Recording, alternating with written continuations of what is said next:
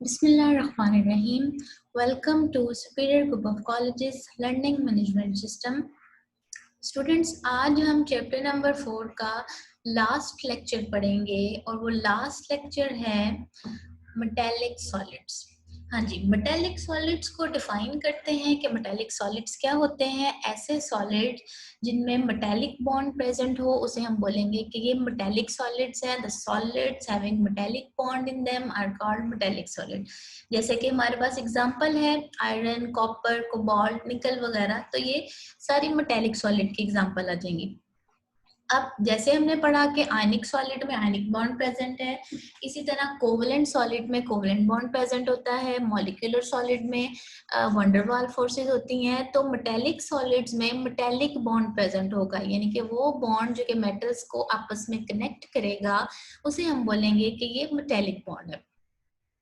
अब metallic solids को समझने के लिए हम कुछ थ्योरीज जो है वो यहाँ पर डिस्कस करेंगे। सबसे पहली जो थ्योरी हम यहाँ पर डिस्कस करेंगे, it is the electron pool theory. Electron pool theory first theory थी जो कि मेटल के स्ट्रक्चर को, मेटल की बॉन्डिंग को एक्सप्लेन करती है। इस इलेक्ट्रॉन पूल थ्योरी को हम इलेक्ट्रॉन गैस थ्योरी भी बोलते हैं।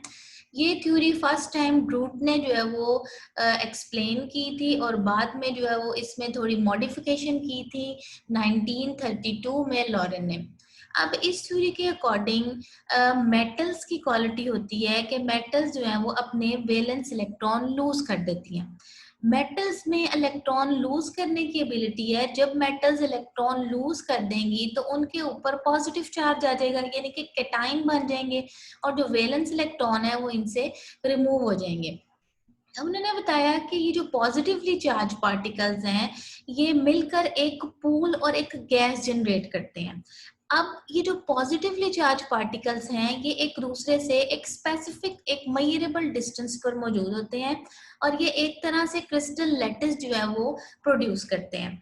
अब जो इनके अंदर वैलेंस इलेक्ट्रॉन्स हैं, ये वैलेंस इलेक्ट्रॉन किसी एक एटम से एसोसिएट नहीं करते, एक एटम के साथ अटैच नहीं होते, बल्कि ये जो इलेक्ट्रॉन्स हैं ये पूरे स्ट्रक्चर में घूमते रहते हैं और मूव करते रहेंगे।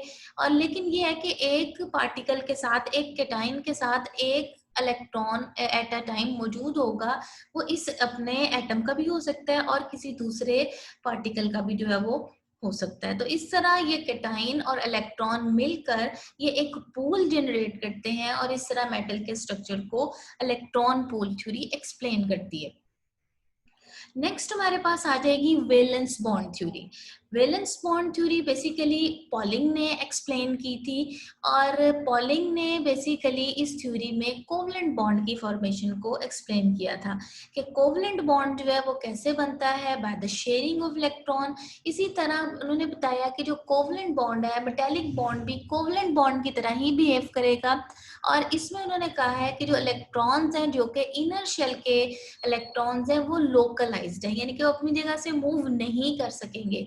लेकिन जो आउटर शेल के इलेक्ट्रॉन्स हैं जो कि इनकम्प्लीट हैं, वो डीलोकलाइज्ड हैं, वो अपने जो है वो एक जगह से दूसरी जगह मूव कर सकते हैं और जब वो मूव करेंगे तो वो एक डेफिनेट स्ट्रक्चर जो है वो एक्सप्लेन करेंगे जिसको हम मेटल का एक स्ट्रक्चर बोलेंगे। थर्ड हमारे पास थ्योरी आ जाती है मॉलिक्यूलर ऑर्बिटल थ्योरी। अब मॉलिक्यूलर ऑर्बिटल थ्योरी में हमारे पास मॉलिक्यूल की फॉर्मेशन को डिस्कस किया गया है। अब किसी भी एटम में वो ऑर्बिटल जो कि न्यूक्लियस के करीब है, या हम कह सकते हैं जो इनर शेल्स हैं वो कंप्लीट है और उनके इलेक्ट्रॉन बॉन्डिंग नहीं करेंगे, मूव नहीं करेंगे, यानी कि हम कह सकते हैं कि वो लोकलाइज्ड है। लेकिन वो ऑर्बिटल जो कि न्यूक्लियस से दूर हैं, जो कि इनकम्प्लीट हैं, वो उनके जो इलेक्ट्रॉन्स हैं वो डीलोकलाइज्ड है और इन ऑर्बिटल को हम डीलोकलाइज्ड ऑर्बिटल बोलेंगे। अब क्या होगा कि जो एटॉमिक ऑर्बिटल्स हैं वो आपस में कंबाइन करेंगे और कंबाइन करके वो एक मॉलिक्यूल बनाएंगे, मॉलिक्यूलर ऑर्बिटल बनाएंगे। अब मॉलिक्यूलर ऑर्बिटल जो है वो उन्होंने बताया कि डिफरेंट ऑर्बिटल्स हैं और वो क्लोजली स्पेस्ड होते हैं और क्लोजली स्पेस जब मॉलिक्यूलर ऑर्बिटल जो है वो प्रोड्यूस होते हैं तो एनर्जी जो है वो कुछ फॉर्म में रिलीज होती है। इस वजह से हम इस थ्योरी को बैंड थ्योरी भी कहते हैं, क्योंकि एनर्जी के जो है वो बैंड्स प्रोड्यूस हो रहे होते हैं जिसकी वजह से इसका नाम बैंड थ्योरी भी है। अब हम देखते हैं properties of metallic solid. Metals की फर्स्ट प्रॉपर्टी जो कि बहुत इंपॉर्टेंट है, हम इसको बोलेंगे इलेक्ट्रिकल कंडक्टिविटी ऑफ मेटल। जैसे कि हमको पता है कि metals are good conductor of electricity. Metals की क्वालिटी है इलेक्ट्रिसिटी कंडक्ट करने की। जैसे कि हम जानते हैं कि इलेक्ट्रिसिटी दो चीजों की वजह से कंडक्ट होती है, या फ्री इलेक्ट्रॉन्स की वजह से या फ्री आइंस की वजह से। तो यहाँ पर इलेक्ट्रिसिटी, क्योंकि फ्री इलेक्ट्रॉन्स अवेलेबल हैं, फ्री इलेक्ट्रॉन्स की वजह से इलेक्ट्रिसिटी कंडक्ट होगी। अगर हम किसी भी मेटल को किसी भी पॉजिटिव और नेगेटिव टर्मिनल के साथ कनेक्ट करें तो इलेक्ट्रॉन्स जो है वो मूव करना शुरू कर देंगे पॉजिटिव पोल की तरफ, जिसकी वजह से इलेक्ट्रिसिटी कंडक्ट होगी। अब अगर हम ऐसा करें कि जो मेटल इलेक्ट्रिसिटी कंडक्ट कर रही है, हम इसको हीट करना शुरू कर दें, तो हीट करने से क्या होगा, इलेक्ट्रिसिटी की कंडक्टेंस डिक्रीज हो जाएगी।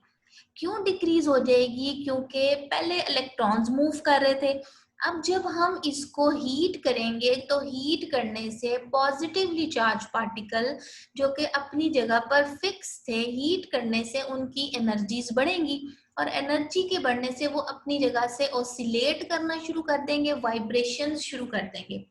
अब जब ये ऑसिलेट और वाइब्रेट करना शुरू कर देंगे पॉजिटिवली चार्ज पार्टिकल, तो ये हिंड्रेंस क्रिएट करेंगे in the flow of electron. Electron के फ्लो में जब रुकावट आएगी तो इलेक्ट्रिसिटी की कंडक्टेंस जो है वो डिक्रीज हो जाएगी। तो जब हम किसी भी मेटल पे टेम्परेचर अप्लाई करते हैं तो उसकी कंडक्टेंस जो है वो डिक्रीज हो जाती है। नेक्स्ट हमारे पास प्रॉपर्टी आ जाती है थर्मल कंडक्टिविटी ऑफ मेटल। जैसे कि मेटल्स गुड कंडक्टर है इलेक्ट्रिसिटी की, सेम उसी तरह मेटल्स जो है वो हीट की भी गुड कंडक्टर है। हीट भी जो है वो फ्री इलेक्ट्रॉन्स की वजह से जो है वो फ्री इलेक्ट्रॉन्स मौजूद होंगे तो हीट की भी कंडक्टेंस होगी।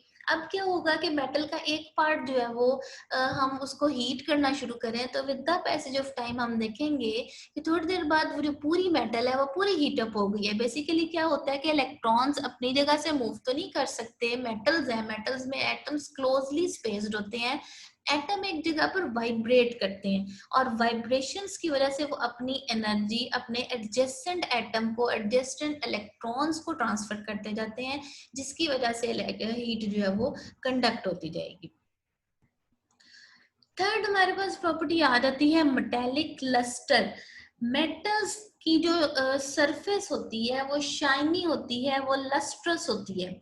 अब लस्ट्रस सरफेस क्यों होती है कि जब हम किसी भी मेटल के ऊपर लाइट फॉल करें या मेटल को कोई एनर्जी प्रोवाइड करें तो क्या होगा कि मेटल के अंदर जो इलेक्ट्रॉन्स हैं वो एक्साइट हो जाएंगे।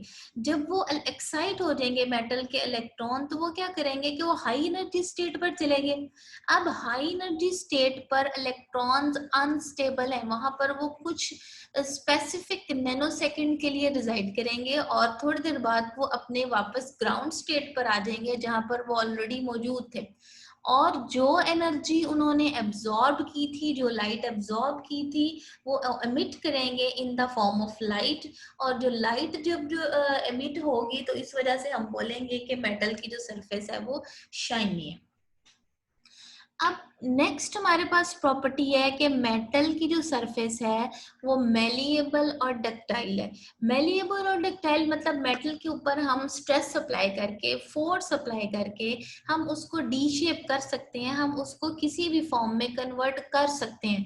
मेटल के ऊपर प्रेशर क्रिएट करके, मेटल को हीट करके मेटल को फ्रैक्चर किया जा सकता है, यानी कि मेटल को हम एक फॉर्म से दूसरी फॉर्म में कन्वर्ट कर सकते हैं, लेकिन उसका जो बेसिक स्ट्रक्चर है वो चेंज नहीं होगा, वो फ्रैक्चर नहीं होगा।